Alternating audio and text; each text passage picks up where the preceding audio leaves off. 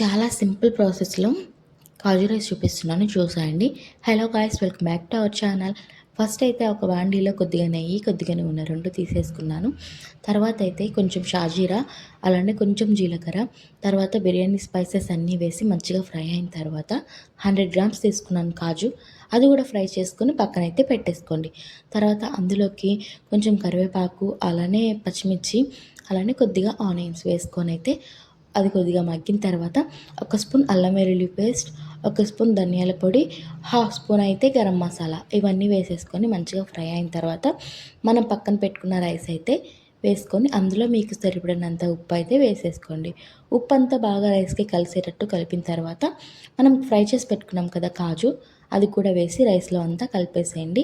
ఇంతేనండి, చాలా సింపుల్, బాగా రెడీ అయిపోతుంది, చాలా బాగుంటుంది.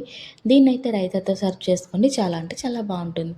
వీడియో నచ్చితే ప్లీజ్ లైక్, షేర్, సబ్స్క్రైబ్ మాత్రం మర్చిపోవద్దు. బాయ్.